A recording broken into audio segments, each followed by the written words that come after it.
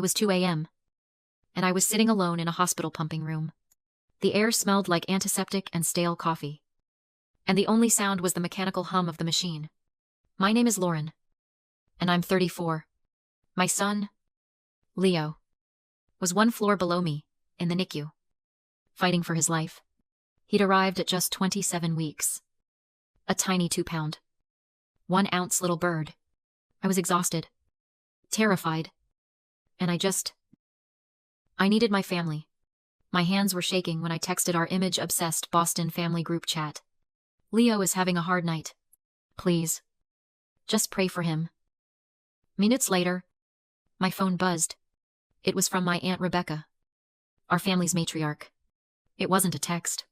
It was a photo of her, smiling in a ball gown on a stage, perfectly posed.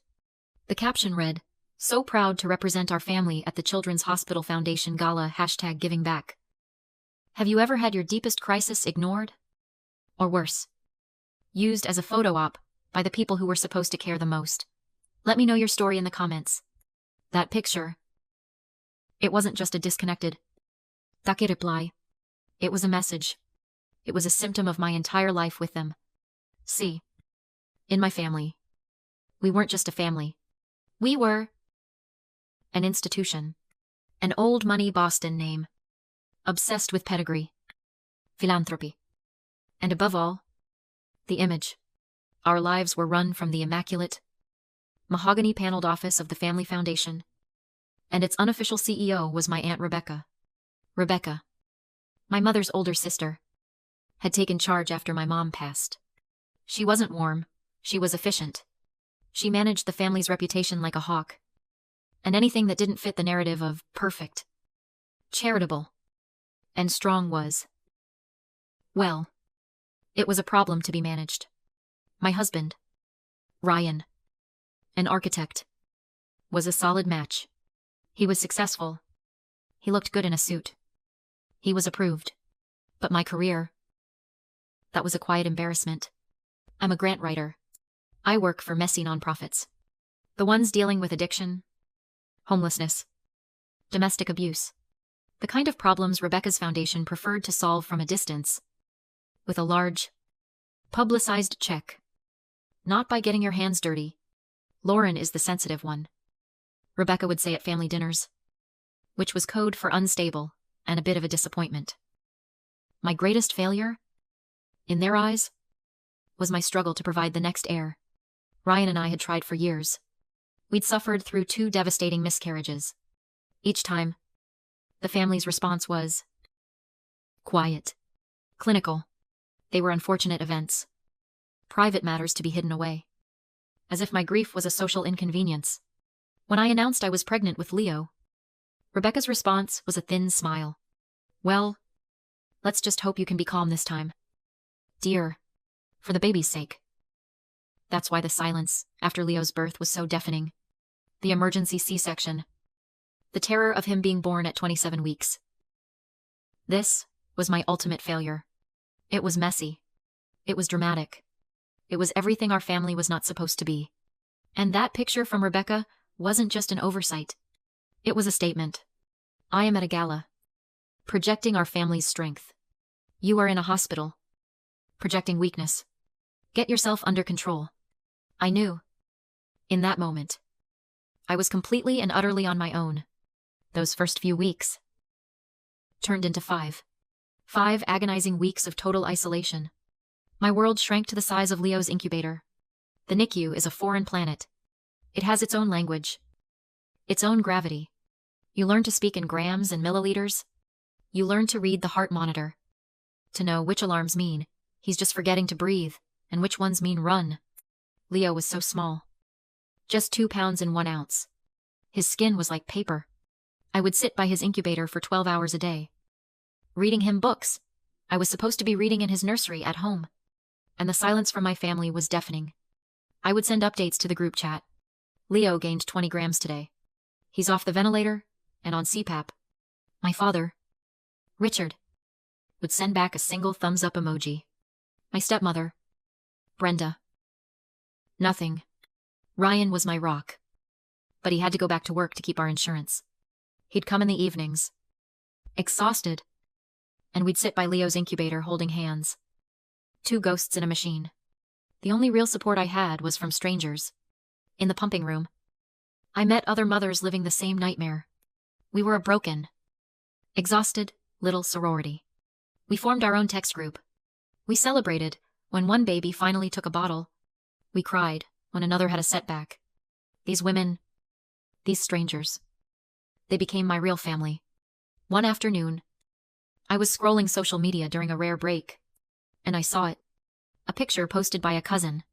My father, my stepmother, Aunt Rebecca, all of them, laughing, clinking glasses at a Sunday polo match.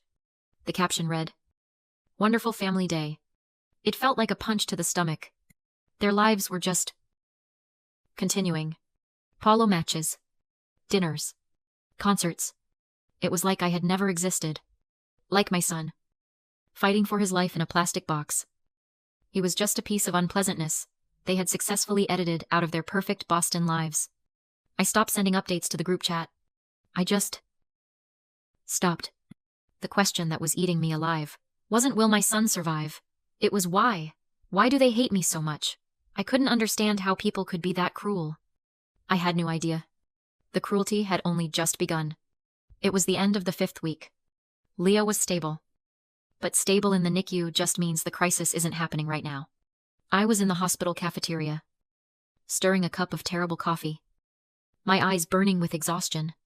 The place was my new home, filled with the same tired-looking residents and the smell of reheated pasta. I'd settled into this numb, painful rhythm. Wake up. Pump. Drive to the hospital. Sit by the incubator. Pump. Talk to doctors. Pump. Go home. Sleep for 3 hours. Repeat. Ryan and I were ships passing in the night. My family. They were just gone. I pulled out my phone to text Ryan an update. And it just exploded. The screen lit up like a Christmas tree. 73 missed calls. Dozens of texts. All from my brother. Ethan. My heart didn't just race. It slammed against my ribs. 73 calls. That's not checking in. That's... Something has happened. My fingers were shaking so hard I could barely unlock the phone.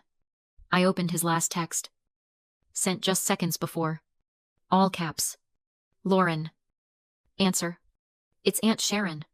She's at Mass General. It's bad. Aunt Sharon. My mother's other sister. The sidelined aunt. The one Rebecca always pushed to the side. The world went sideways. I ran out of the cafeteria. My half-eaten sandwich forgotten. And called him. He picked up on the first ring. Lauren, where have you been? I've been calling for hours. His voice was tight. Frantic. He's a journalist. He's never frantic. I'm here. Ethan. I'm at the hospital. My phone was on silent. What's wrong? What happened to Aunt Sharon? There was a heavy pause. The sound of a hospital PA system in the background of his call. She had a massive stroke this morning. He said, his voice cracking. It's bad. Lauren, they don't know if she's going to make it. I leaned against the wall, the cold tile pressing into my back. Oh my God. Is anyone with her? Everyone is here, Ethan said. That's why I'm calling. Everyone's at Mass General. Dad. Brenda. Rebecca. Everyone. And? Look. Dad is asking why you aren't here. He's really hurt. You haven't come. I couldn't process the words. It felt like he was speaking a different language. A bitter, cold laugh just escaped my throat. It sounded like a bark. He's hurt. He's hurt that I'm not there. Lauren. What? Yeah, your aunt is. Ethan. I cut him off. My voice dangerously quiet. Where has he been? Where has any of them been? No one has been here. For 5 weeks. I have a son in the NICU. And not one person has come. Not Dad. Not Brenda. Not Rebecca. No one. Not a call. Not a visit. Nothing. The silence on the other end of the line was absolute. I could just hear him breathing. Processing what he finally said. His voice completely changed. The panic was gone, replaced by a cold, sharp confusion. What are you talking about? That? That can't be right. It is. Ethan. I've been alone. But. Lauren. Aunt Rebecca told us she's been coordinating meals for you. She said she's been visiting you. Sitting with Leo so you could rest. She said. She said you were completely overwhelmed and told everyone you wanted 0 visitors. She said she was handling everything. Ethan came to the NICU the next day. He's a journalist. So he's trained to be skeptical. To dig. But when he stood over Leo's incubator, all of that melted away. I watched him scrub his arms raw for 3 full minutes. Just like the nurses tell you to. He looked terrified, to even breathe near his nephew. Oh. Lauren. He whispered. Just looking at this tiny 2-pound fighter. He's perfect. I can't believe. He couldn't finish the sentence. He just reached one finger through the porthole of the incubator and gently touched Leo's foot. After a few minutes, I led him to the gray, windowless family room. I talked to Dad, he said, his voice flat and hard. The journalist was back. I went to their house last night after leaving Mass General. I asked him point blank. I just waited. It's so much worse than we thought. Lauren. This wasn't just, Lauren needs privacy. She went scorched earth. I didn't understand. What did she do? Ethan. He ran his hands through his hair. She told Dad that you were suffering from severe postpartum psychosis. She told him the hospital's doctors were worried about you. That they had advised a total visitor ban for your own mental stability. She told him you were unstable. A danger to yourself, and maybe even to Leo. The air left my lungs. It was a physical blow. She said what? She used your depression after the miscarriages as proof. Ethan continued, his voice thick with disgust. She told Dad you were fragile and not in your right mind. She convinced him that by staying away, he was protecting you. He was following doctor's orders. I saw it all. In that horrible, clarifying instant. The thumbs up emojis. The silence. It wasn't just neglect. It was a lie. A clinical, malicious, calculated lie. She had painted me as a crazy, hysterical new mother to contain the family embarrassment, to keep the perfect family image intact. And in that moment, I finally understood why. It's a classic psychological control tactic. It's called being a narcissistic gatekeeper. Rebecca had built her entire identity around being the family's center of gravity. She created a hub-and-spoke system where all information had to go through her. By controlling the communication, she controlled the family. She didn't just isolate me, she isolated everyone from me. It wasn't enough for me to be the sensitive one. She had to paint me as the unstable one. Because that reinforced her own position as the stable, capable matriarch. It wasn't just jealousy. It was a cold, systematic move to maintain power. She was protecting the foundation. The family name. My suffering wasn't a tragedy to her. It was a liability. She's been gaslighting our entire family for years, Ethan said, as if reading my mind. I never saw it until now. I looked at my brother, and the fog of grief and confusion I'd been in for 5 weeks finally cleared. It was replaced by something cold and hard and sharp. Set up a call. Ethan. I said. What? Set up a video call. With all of them. I want them to see me. I want them to see my son. And I want to see her face when I ask her. Ethan set up the call for that evening. He used his laptop. Setting it up, in the small, beige family room, just outside the NICU doors. My hands were steady. The woman who had cried herself to sleep for 5 weeks was gone. In her place was someone I didn't even recognize. Someone who felt cold, clinical. Ethan hit the call button. A second later, their faces flickered onto the screen. They were all there, crowded into Aunt Sharon's hospital room at Mass General. My father, Richard, his face looking 10 years older. My stepmother, Brenda, wringing her hands. And in the back, her arms crossed, was Aunt Rebecca. Her expression carefully neutral, like a CEO observing a hostile negotiation. Lauren, my father began, his voice thick and trembling. Lauren, Ethan told us. We had no idea. First, I said, and my voice was so cold, it startled, even me. Look at him. I picked up the laptop and walked the few feet to the large viewing window of the NICU. I angled the camera at the tiny incubator in the corner, at the blue billy lights, at the nest of wires. This is your grandson. Dad, this is Leo. He is 5 weeks old. He weighs 2 pounds and 1 ounce. And for 5 weeks, he has fought for his life. Alone. And you believed a lie. You believed I was crazy. Because it was easier than picking up the phone and calling me yourself. My father's face just crumpled. He put his head in his hands. Brenda was openly sobbing. But then, Rebecca's voice cut through. Sharp, impatient, and angry. Lauren, you are being hysterical, she snapped. This is exactly the kind of drama we were trying to avoid. You were unstable. You are unstable.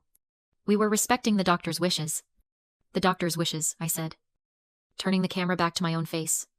Or your wishes. Rebecca, you never spoke to a doctor. You never came here. You never made a single call. I was protecting this family, she shot back, her mask of composure finally cracking. Protecting your father from your emotional breakdowns. Someone had to manage the situation. Manage? I almost laughed. Is that what you were doing at the Children's Hospital Gala? Was that managing the situation? Tell me. How did that picture feel? Rebecca, when you were on that stage, accepting applause for your generosity. I leaned in close to the camera, and the entire room went silent. How did it feel? Knowing my son was on a ventilator just a few miles away, you didn't just lie. You performed. You used my son's crisis as a prop for your reputation. You didn't protect this family. You protected your image. My father looked up, his eyes wide, first at me, and then turning slowly to look at Rebecca. The shock on his face wasn't just guilt anymore. It was comprehension. He finally saw her. Rebecca's face, for the first time in her life, was pale with rage and fear. She had been exposed. She opened her mouth, but nothing came out. She was silenced. And in that silence, I finally had all the peace I needed. I reached over and ended the call. The aftermath of that call wasn't loud. It was a deafening, heavy silence. The next morning, my father, Richard, and my stepmother, Brenda, were waiting outside the NICU doors when I arrived. They looked broken. My father, who I had only ever seen in a crisp suit, looked like he hadn't slept in days. His eyes were red. Lauren, he started, his voice thick.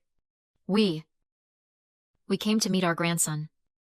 There were no excuses, no justifications, just a deep, profound shame. I nodded once and led them to the sink. They scrubbed their arms for 3 full minutes, just like Ethan had. I watched my father, this powerful Boston figure, stand over Leo's incubator. And for the first time, I saw the man, not the image. He was just a grandfather, full of regret. He's beautiful. Lauren, Brenda whispered, tears streaming down her face. He's perfect. It wasn't a fix. It wasn't forgiveness. Not yet.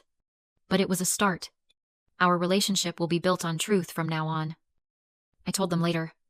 Not on image. Or it won't be built at all. My father just nodded, his eyes never leaving Leo. After 10 long, grueling weeks, Leo came home. He was still tiny, barely 5 pounds. But he was a fighter. About a week after we got him settled, our apartment intercom buzzed. It was Aunt Rebecca. She hadn't called. She hadn't texted. She just appeared. Lauren, darling, buzz me in. Her voice crackled through the speaker. I have a little something for Leo's trust fund. From the foundation. I looked at Ryan, who was holding our sleeping son. I walked to the intercom, my hands steady. We don't need a donation. Rebecca. The silence was immediate. Excuse me. Her voice was sharp. I insulted. I am your aunt. I am family. Let me in. I pressed the button one last time. My voice clear and final. No. Rebecca. You are a relation. My family is inside this house. You are not welcome here. I disconnected the call. She buzzed again. And again. And then? She was gone. We held Leo's first birthday party in our small apartment. It was loud. And messy. And full of love. My brother, Ethan, was there, holding Leo up like a trophy. My sidelined Aunt Sharon, now recovered and smiling, was telling him stories. My 3 NICU mom friends, the women who had become my sisters in that sterile, terrifying place, were there with their own miracle babies. And my father and Brenda were there. They weren't holding court like they used to. They were just there, present, quiet. My father was on the floor, helping Leo unwrap a gift. I looked around at this group, this patchwork of people, and I realized what I had learned. We're all taught that family is an unconditional obligation, that blood is everything. But it's not an obligation. It's a title. It's a title that has to be earned. Through love. And respect. And action. Walking away from a toxic blood relation isn't an act of failure. It's not abandonment. It's a courageous act of self-preservation. It's the moment you finally decide that you and your new little family deserve peace more than you deserve that pain. Have you ever had to redefine what family means to you? Who is your chosen family that showed up when it mattered most? Please share your experiences in the comments below.